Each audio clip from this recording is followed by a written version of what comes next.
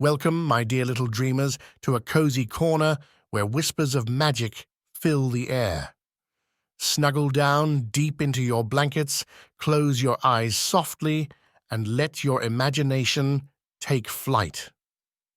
Tonight, we'll journey through enchanting tales, discovering courage, kindness, and the wonderful power of dreams.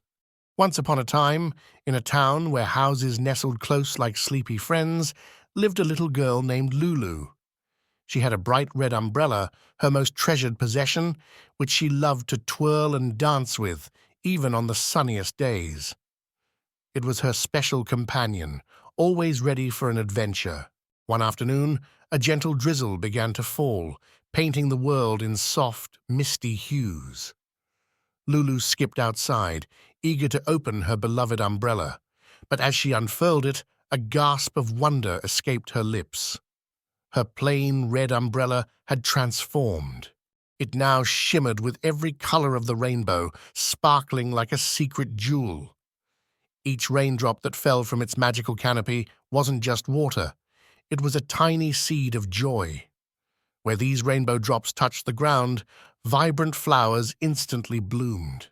Soon, her street was a tapestry of cheerful tulips, sunny daisies, and fragrant roses, all dancing in the soft rain. Lulu giggled with delight, twirling her magical umbrella, watching her world burst into color. But then, she noticed something peculiar. High above, the big, fluffy clouds looked rather droopy and sad, like they were shedding quiet tears. Their usual cheerful gray had turned a mournful shade of blue. "Why are you crying, dear clouds?" Lulu asked, her voice soft and kind. She tilted her rainbow umbrella towards them, hoping to share a little of its magic. The clouds sighed a gentle, misty sigh. "We miss making people smile," they rumbled softly, their voices like distant thunder. "Our rain often makes everyone rush inside, forgetting the beauty of a gentle shower." Lulu's heart felt a little pang of sadness for her cloudy friends.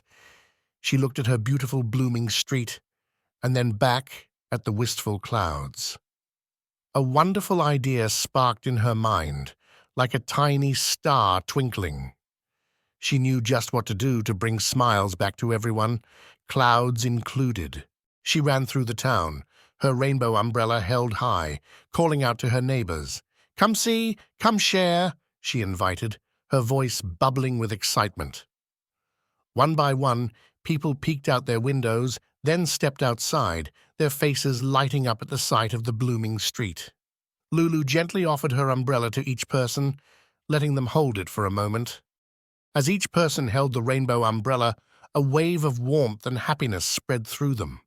They laughed and danced in the gentle rain, watching new flowers sprout around their feet. The clouds above, seeing all the happy faces, began to lighten and fluff up, their tears turning into joyful sprinkles. They realized their rain could be a source of wonder. Now, whenever it rains in Lulu's town, it's a celebration. The clouds and the people both laugh together, surrounded by a kaleidoscope of colorful blossoms. Lulu learned that sharing her joy, even a little bit, made everyone's world brighter and more beautiful. It's a wonderful feeling to spread happiness, isn't it? In a cozy little burrow, tucked beneath the roots of an old oak tree, lived a tiny mouse named Milo. Milo was a sweet, curious mouse during the day, but when the sun dipped below the horizon and darkness crept in, a shiver of fear would run right through him.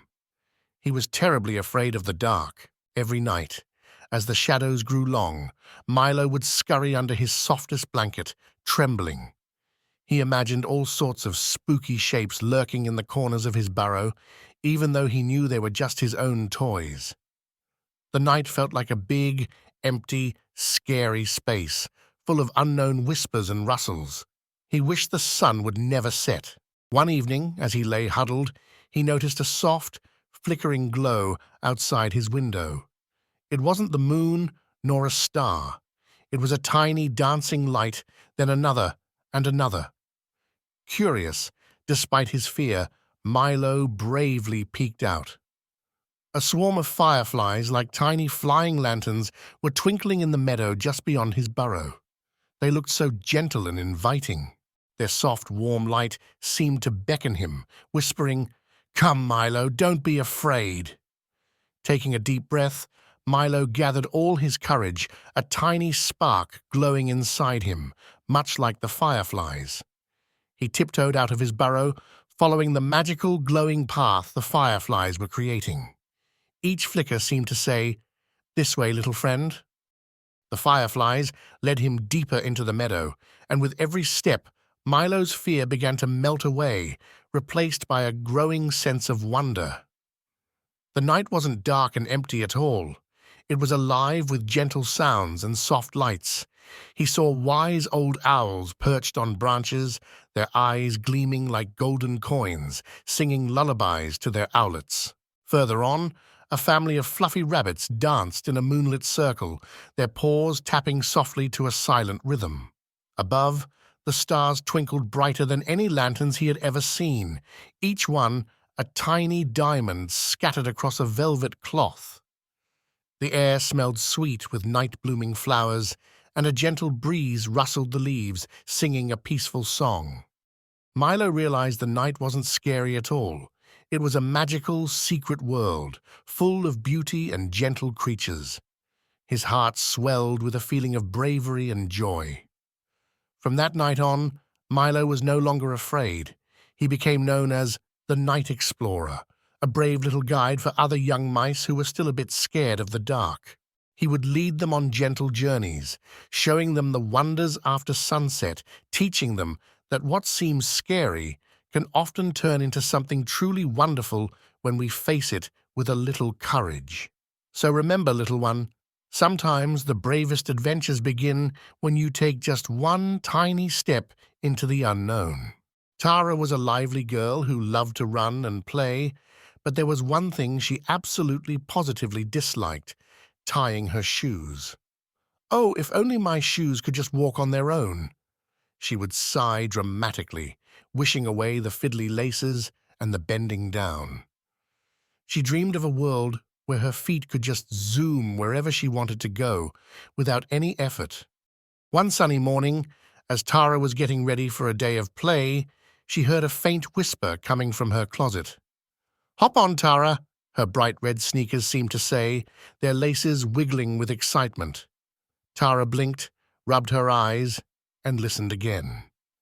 "We're ready for adventure," they chirped, their voices like tiny bells. Tara's eyes widened in amazement. Her shoes were talking. With a giggle, she slipped her feet into them, and zoom! The shoes took off, carrying her across grassy fields, over bumpy playgrounds, and even skipping gracefully over puddles without a single splash. It was exhilarating. She felt like she was flying, her hair streaming behind her. The shoes were so fast, so eager, they carried her to places she'd never seen before. They zoomed past the bakery, past the park, and even down a winding path she didn't recognize. Tara laughed and cheered, loving the feeling of effortless speed. This was exactly what she had wished for. No more tying, just pure, unadulterated fun. But after a while, the shoes kept going faster and faster, taking her further and further. Tara started to feel a little dizzy, and her legs, though not doing the walking, began to ache from the constant motion. She realized she was no longer guiding them. They were guiding her, and she was getting tired and a little bit lost. "Stop! Please stop!" she called out, but the shoes just kept zooming, caught up in their own excitement. A tiny frown creased Tara's forehead. This wasn't as fun as she thought. She realized that while it was exciting to have shoes that could run on their own, she needed to be the one in charge.